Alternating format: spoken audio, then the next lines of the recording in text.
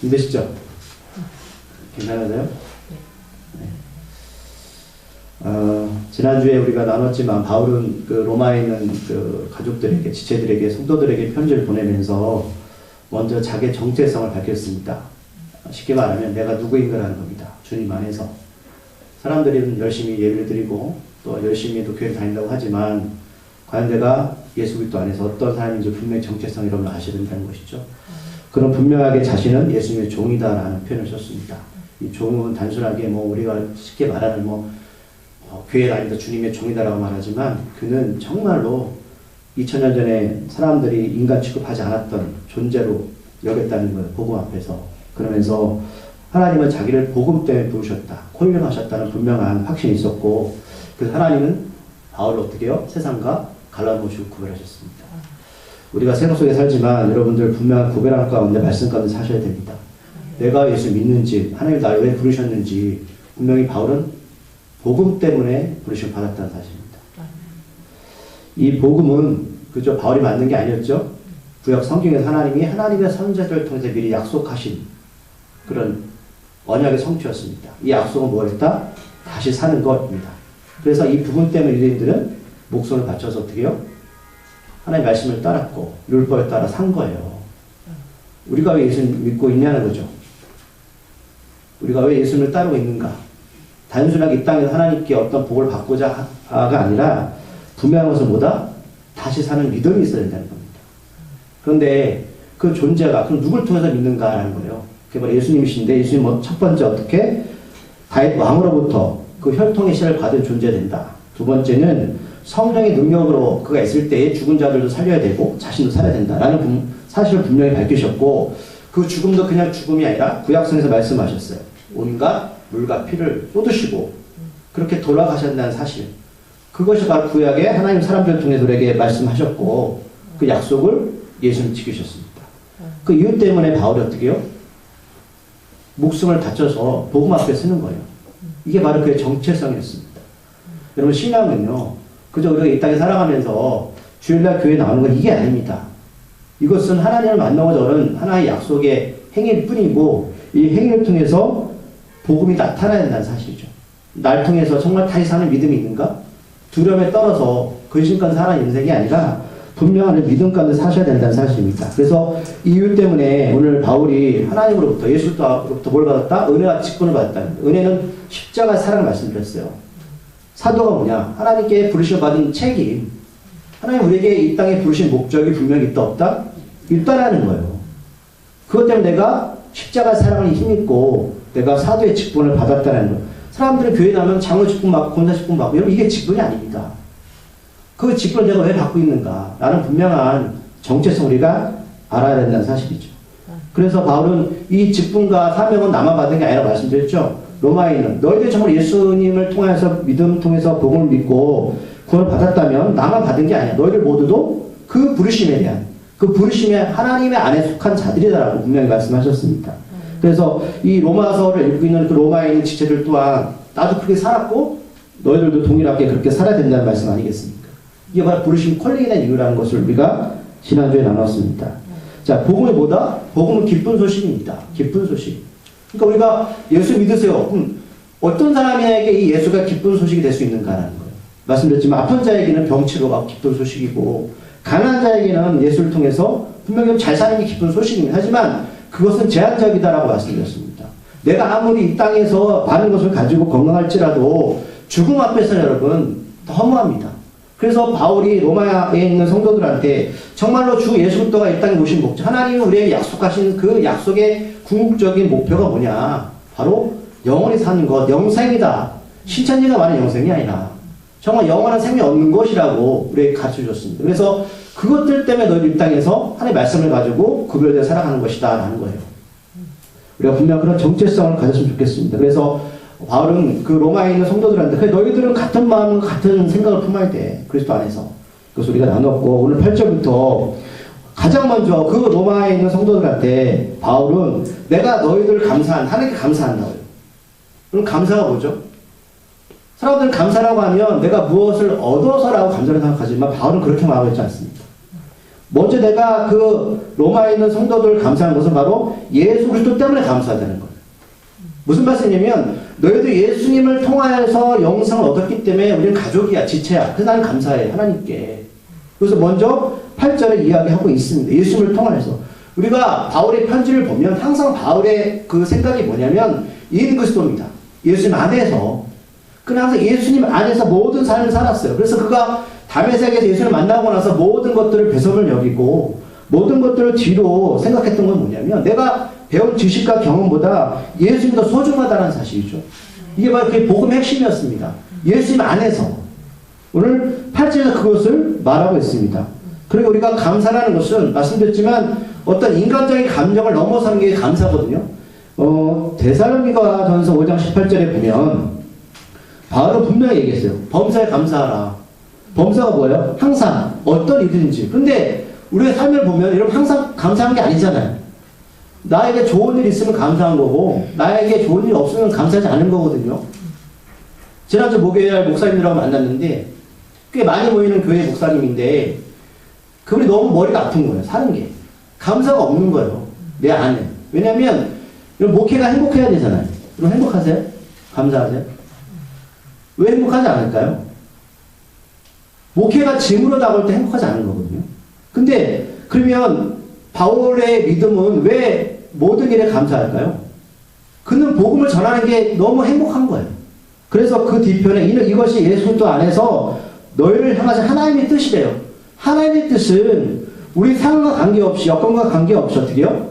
모든 일에 감사라는 거예요. 근데 우리는 왜 조건이 붙잖아요. 무엇이 잘 되어지면 무엇이 성공하면 이게 감사의 조건이 되잖아요. 제가 그래서 감사의 뜻을 국어사전에 찾아봤어요. 감사의 뜻이 뭐냐면 자기에게 도움이 되거나 흐뭇해서 그에 보답하고자 하는 마음이 있다는 거예요. 무슨 말이냐면 내가 있는데 김일철 목사가 있는데 누가 나한테 너무 잘해준 거예요. 집을 사줬어요. 돈을 줬어요. 그러니까 나는 너무 좋은 거예요. 그래서 그 사람한테 보답하고자 하는 마음, 이게 감사라는 거예요. 그러면 오늘 바울이 로마에 있는 성도들한테 내가 예수님 안에서 예수님 때문에 내가 너희를 감사하게 생각한다라는 것은 그러면 로마에 있는 지체들이 바울한테 밥을 사줬어요? 떡을 사줬어요? 뭘 해준 거예요 도대체? 뭘 해줬기에 그는 내가 너희들한테 뭘 갖고 싶다는 마음이 왜 생기는 거죠? 여러분 답은 간단합니다. 예수님 안에 살기 때문에 그런 거예요. 그가 복음 안에서 이게 너무 감사해서 내가 너희한테 너무 다 주고 싶은 거예요. 여러분 그런 거 없어요? 우리 지체들 이렇게 사람들 보면은 만날 때마다 화가 나세요? 아니면 내가 저 사람한테 뭔가 해주고 싶다는 생각이 드세요? 아니면 무엇인가 나한테 해줘야지 내가 해줘야 되는 거예요? 이건 조건부잖아요. 근데 바울은 그런 마음이 아니라 예수 안에 있기 때문에 나는 너에게 다 뭐든지 해주고 싶다라는 감사함이 있는 것이죠. 그래서 바울이 나는 죄인 중에 길선하는 그 가운데서도 하나님이 그를 구원하신 그 이유 때문에 그는 모든 일을 감사를 생각했다는 겁니다. 무엇이 잘 되어져서 내 굿을 받았기 때문에 그런 의미가 아니라는 사실입니다. 구체적으로 그러면 바울이 그 로마 성도들이 통해서 예수님 때문에 너희를 감사해라고 하는 것을 우리가 읽었어요. 그렇죠? 그러면 도대체 이 감사한 것은 도대체 주체가 뭐냐는 거예요. 바울이 무엇을 주고 싶은가라는 거예요. 그렇죠? 내가 예수님 때문에 감사해. 근데 난 너한테 뭘 주고 싶어. 로마에 있는 지체들한테. 오늘 9절에 뭐라고 말하냐면 내가 믿음 때문이라고 성경을 말하고 있어요. 믿음 때문에. 나는 너희들 믿음을 주고 싶어. 제가 궁금해졌어요. 그럼 도대체 바울한테 이 믿음이 뭐길래 이렇게 감사할까? 이걸 왜 주고 싶지? 그럼 예수님 믿음 다 믿음이 있는 거 아니에요? 헷갈리세요? 예수님 믿음 다 믿음이 있는 거 아니에요? 그런데 이 믿음이 로마에 있는 성도한테 있었습니다. 그것 때문에 바울은 감사한 거예요. 그러면 믿음이 뭔가라는 거예요. 믿음이 뭐예요? 믿음이라는 것은 여러분 사람마다 자신이 무엇인가 바라는 게 믿음이잖아요. 그죠? 이것도 제가 구호선을 찾아봤어요. 믿음이 뭐냐? 믿음은 믿는 마음 또는 그렇다고 여기는 게 바로 믿음입니다. 여러분 신천지 다니는 사람들 물어보세요. 너 믿음 있어 없어? 있다고 말할 거예요. 그들의 믿음은 뭐예요? 이마를 통해서 영상 얻는 게 믿음이에요. 사람들이 이제 교회 다니는 사람만 다 믿음 있다고 생각해요. 아닙니다. 예를 들면 어떤 사람이 살아가면서 내가 돈을 많이 벌고 싶어. 바라는 마음이죠. 그럼 그 사람이 그게 믿음이죠. 근데 자녀를 키워요. 어떤 부모가 자녀를 키우는데 자녀가 잘 되길 바라요. 다 같은 마음이잖아요. 그것도 믿음이에요. 내가 바라는 마음, 내가 그렇게 될 거라는 생각이 다 믿음이라는 거예요. 그러니까 믿음이라는 것을 교회 다니는 사람은 다 믿음이 있는 게 아니에요. 절 다니는 사람은 다 믿음이 있죠. 내가 부처한테 열심히 불공을 드려요. 왜 불공 드려요? 왜 드릴까요? 내가 저 대상한테 열심히 무엇인가 잘하면 그 대상이 우리 가족을 건강하게 잘해줄 거야. 이게 그들한테 믿음이라는 거예요. 그러니까 우리한테만 믿음이 있는 게 아닙니다, 여러분. 절대 오해하지 마십시오. 새벽에 엄마들이 자녀에서 새벽에 정화수를 떠놓고 빌잖아요. 왜 빌까요? 맞아요. 그 어머니들한테 믿음이 있는 거, 우리 자녀들이 건강하게 잘 지냈으면 좋겠다. 남들 다 자는 그 새벽에 일어나서 그 깨끗한 물을 떠놓고 여러분 비는 겁니다. 그럼 오늘 바울의 믿음은 뭘까요? 여러분들 믿음은 뭐예요? 이것 때문에 지금 바울이 내가 너의 믿음 때문에 감사 이렇게 말하고 있는 겁니다. 목사가 여러분들 믿음 있길 바라잖아요. 여러분들 내 남편, 내 아내 믿음 있길 바라죠. 그럼 어떤 믿음 있길 바라는 거예요, 도대체? 히브리서 11장 6절을 보면 오늘 바울이 이 부분에서 아주 명확하게 말하는 장면이 나옵니다. 히브리서 11장 6절에 뭐라고 말씀하고 있냐면 믿음이 없이는 하나님을 기쁘시게 하지 못하나니 하나님께 나가는 자는 반드시 그가 계신 것과 또한 그가 자기를 찾는 자들에게 상 주심을 믿어야 할지니라. 오늘 바울이 히브리서 11장 6절에서 두 가지 믿음을 우리에게 말씀하시는 거예요. 자, 믿음이 뭐냐? 첫 번째, 하나님은 살아계신다는 거예요. 이게 믿음이다라는 거예요. 하나님 살아계십니까? 정말 믿고 계세요? 이게 지금 바울의 믿음이에요. 하나님 정말 살아계십니다. 그럼 이게 말로만 떠드는 게 아니라 바울이 이 믿음 때문에 저 로마의 성도들한테 감사한 겁니다. 너희들 하나님을 살아계심을 믿고 있구나. 앞에서 우리가 어떤 믿음을 바라봤죠? 사람들이 바라는 것. 그렇다면 우리 믿음은 뭐냐는 거예요. 하나님 살아계십니다. 이게 바로 바울의 믿음이었습니다.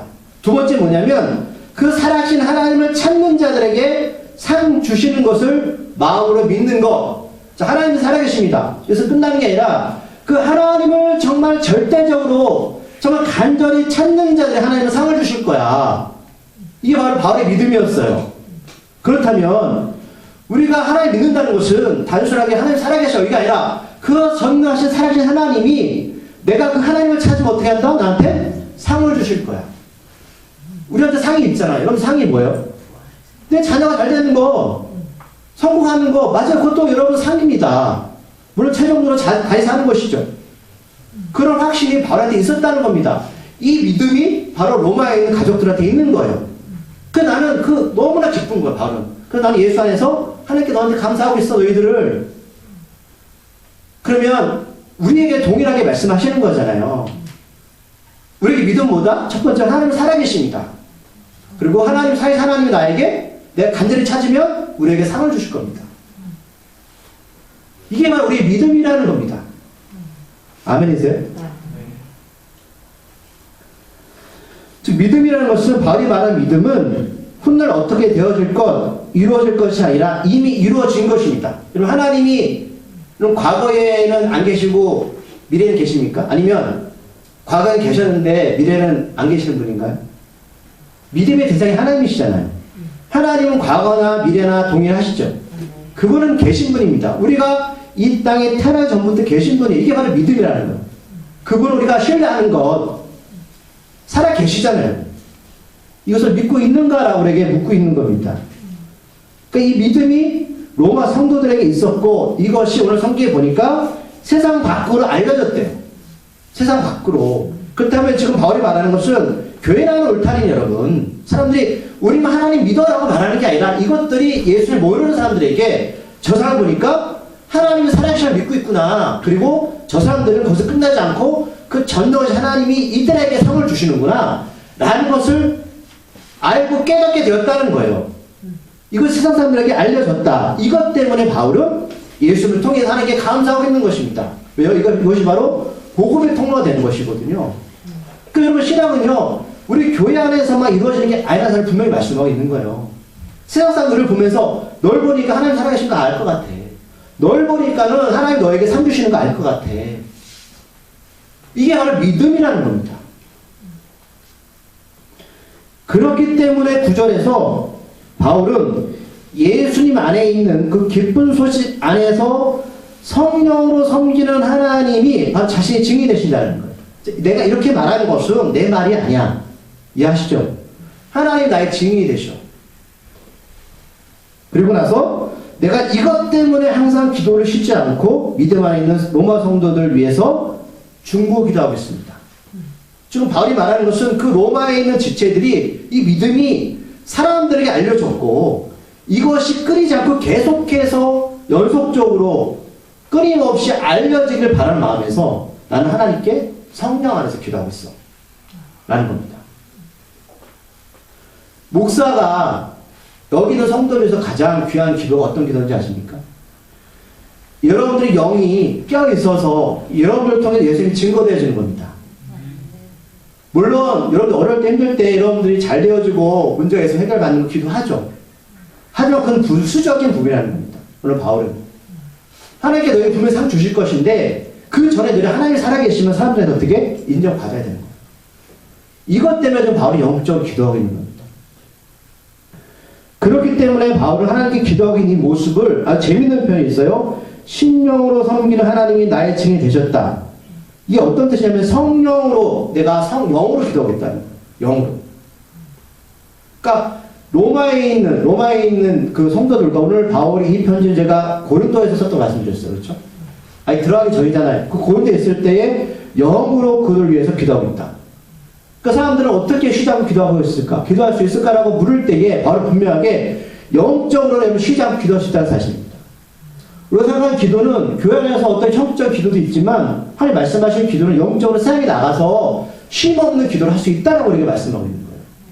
여러분들 밥을 하다가 차를 타고 가다가 누굴 만나가도 우리가 그 사람들 앞에서 크게 기도할 수는 없죠. 하지만 하나님께 영적으로 기도할 수 있는 이 중보 기도의 힘이 얼마나 큰지 우리에게 말씀하고 있는 거예요. 이거로 성령으로 기도하고 있다라는 거예요. 어쩌면 로마 성도들이 이렇게 자라날 수 있었던 것은 로마에 있는 그 바울이 아니라 그 멀리 떨어져 있는 바울이 그를 위해서 어떻게 영적 기도가 뒷받침되었기 때문입니다. 사람들은 모든 것을 우애라 생각합니다. 그렇지 않습니다. 여러분들 삶을 살아가면서 우리가 그 찬양도 있잖아요. 누군가 날 위해서 기도하고 있기 때문에 내가 여러분 여기 있다서 잊지 마십시오. 그렇기 때문에 우리가 같이 중보 기도하는 거 아니겠습니까?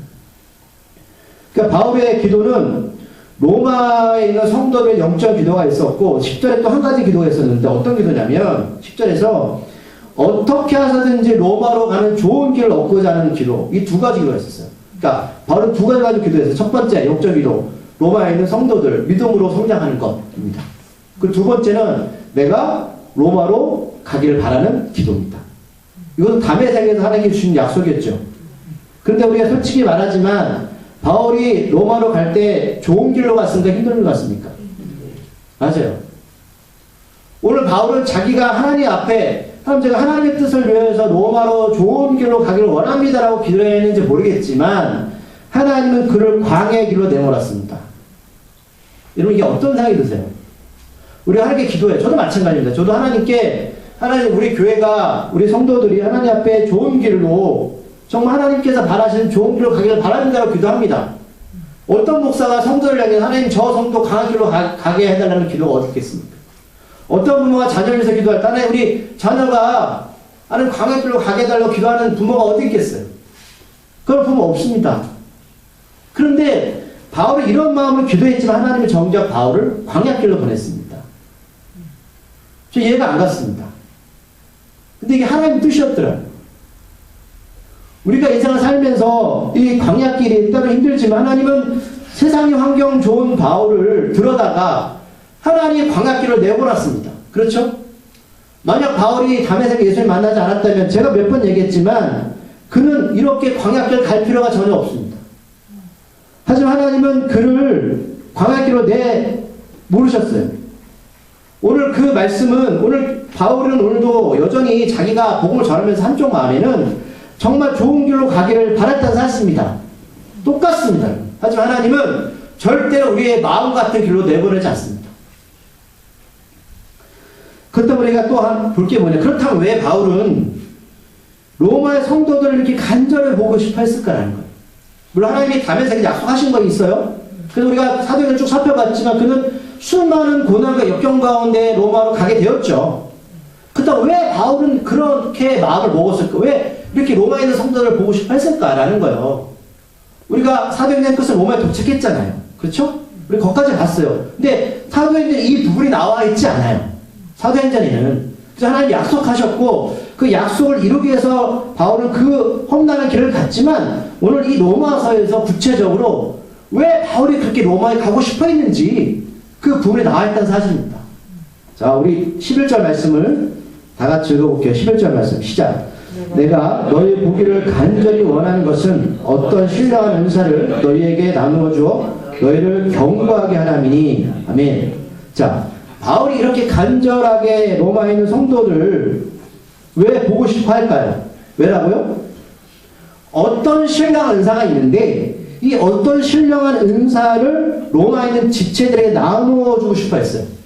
그래서 이것을 나누어 줌으로써 이 교회 공동체가 아주 든든하게 세워지기 원했습니다. 이것 때문에 지금 바울이 로마에 가고 싶어 하는 거예요. 이거는 바울의 마음이 아니죠. 그렇죠? 그렇다면 동일하게 하나님께서 무한중앙 공동체한테 바울을 보낸다면 이것 때문에 보내시는 거예요. 어떤 신령한 은사를 나눠주기 위해서랍니다. 이것 때문에 지금 하나님이 바울을 로마까지 보내는 겁니다. 그렇다면 우리한테 이런 궁금증이 생겨가 하잖아요. 그럼 이 어떤 신령한 은사는 뭘까요? 그리고 은사 얘기 많이 들어보셨죠? 신령한 은사. 은사가 뭐예요? 은사를 헬라 원어에 보면 여러분 카리스마입니다. 카리스마. 우리가 어떤 사람 보면 아, 저 사람 카리스마 있다고 말하잖아요. 여기서 아는 편이거든요. 은사 카리스마예요. 카리스마. 그러니까 은사가 어떤 능력이 있는 사람을 말하는 거예요. 남이 갖지 못한 것을 갖고 있는 것. 그렇다면 여러분 교회와 세상은 구분되어 있는 거잖아요. 그럼 교회에서 나타나는 은사가 어떤 은사일까요? 은사 삼하시니까? 이것 때문에 바울이 로마에 가고 싶은 거예요. 이게 있어야지 교회가 어떻게 든든히 서갈 수 있다는 말씀입니다. 자, 은사라는 말은 바울이 주로 사용했는데 베드로가 성경 전체 안에서 딱 한 번 사용했습니다. 네, 은사라는 말은 카리스마. 한번 찾아볼게요. 자, 베드로전서 4장 10절. 베드로전서 4장 10절 말씀. 신약의 381쪽 말씀입니다. 베드로전서 4장 10절 말씀. 찾으셨어요? 읽어볼게요. 시작. 각각 은사를 받은 대로 하나님이 여러 가지 은혜를 맡은 선한 청지기 같이 서로 봉사하라. 아멘. 베드로만 유일하게 은사에 대해서 오늘 이 부분에서 말을 하는데, 자, 은사가 있어요. 아직까지 제가 은사를 구체적으로 말씀 안 드렸어요. 근데 이 은사를 교회 안에 있는 사람들이 받아야 되는데, 이것을 받은 대로 너희들 있잖아. 서로 봉사하면서 사용을 해요. 근데 여러분, 청지기가 뭐야? 청지기가? 청지기는 내게 아니죠. 어떤 사람이 그 사람한테 맡긴 것 뿐이에요. 우리는 청지기라고 불러요. 하나님이 사람마다 어떤 은사를 줬어요. 근데 은사를 왜 어떻게 사용했느냐? 봉사래, 섬기래. 그러니까 어떤 사람이 은사 받았다라는 것은 그 은사는 절대로 자기를 위해 사용하면 안 된다는 소리예요. 예를 들면 내가 은사를 받았는데 그 은사를 내가 사용했어요. 근데 그것 때문에 뭘 받았다? 안 됩니다. 그건 섬기는 겁니다. 섬기는 거예요. 내가 은사를 사용했는데 그 은사를 통해서 사람들이 추앙할 거 아닙니까? 내가 사람들한테 추앙받는다. 안 됩니다. 이거는 하나님 잠시 주신 것 뿐입니다. 이해하시죠? 자, 제가 이제 구체적으로 신약하고 구약에서 한 구절씩만 찾아볼 겁니다. 너무 많아요, 이 부분에서. 자, 먼저 출애굽기 31장 2절 6절 말씀입니다. 그 로마서를 띄워놓으세요. 출애굽기 31장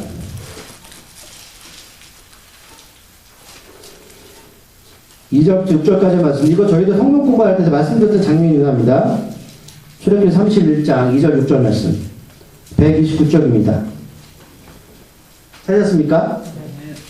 자, 한 절씩 읽을게요. 2절 먼저 읽겠습니다. 내가 유다 지파 훌의 손자요 우리아의 아들인 브살렛을 지명하여 부르고 하나님의 영은 그에게 충만하게 하여 지혜와 총명과 지식과 여러 가지 주시고 정교한 일을 연구하여 금과 은과 노수로 만들게 하며 무속을 닦아 버리며 여러 가지 기술로 만들 생겨 만들게 하리라. 읽겠습니다. 내가 또 단지파 아히사막의 아들 오홀리압을 세워 그와 함께하게 하며 지혜로운 마음이 있는 모든 자에게 내가 지혜를 주어 그들이 내가 내게 명령한 것을 다 만들게 할지니. 아멘. 이 장면 아시죠? 하나님 모세를 시내산에 불러 40일 동안 그에게 율법을 주셨고 성막을 지을 수 있는 설계를 주셨어요. 근데 모세가 혼자서 이 성막을 지을 수 없죠. 그래서 부살레과 오홀리압을 불러다가 하나님 모세가 했던 말씀을 그대로 전해 준 거예요. 근데 여기서 우리가 사도행전에서 봤던 장면이 똑같이 나와요. 무슨 말씀이냐면 먼저 자 모세가 뭘 먼저 하죠? 2절에 보면 지명하죠. 부르심이죠. 콜링입니다. 콜링이죠. 바울도 하나님께 부르심을 받았죠. 콜링하는 사람 하나님을 할 수 있는 겁니다. 부르심. 그 다음에 그들이 일을 할 때에 자 3절에 보면 하나님 막 그냥 부르시고 일을 시키셨어요. 영을 그에게 충만하셨죠. 이게 바로 신약의 성령 충만입니다. 성령 충만. 그리고 뭐가 임했죠? 지혜와 총명과 지식과 여러 가지 재주를 통해서 성전을 만들기 시작했죠. 그럼 여러분 내가 성령이 충만하지 않으면 지혜가 없어요? 지식이 없어요? 똑똑한 사람 많아요. 근데 하나님은 그게 아니라는 소리입니다.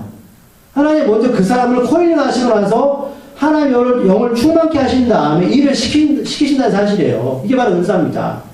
자, 똑같이 6절에 보면 그와 함께하게 하며 지혜로 마음에 있는 모든 자에게 내가 지혜를 주어 그들이 내가 내게 명령한 것을 다 만들게 할지니. 자, 이 주체는 사람이 일을 하는 거지만 하나님 영이 임하실 때 일을 하는 거잖아요. 이게 바로 은사입니다. 은사. 이게 바로 은사예요. 성령. 이게 바로 바울사님께서 성령의 은사를 9가지 열매 말씀하셨죠. 기억나십니까?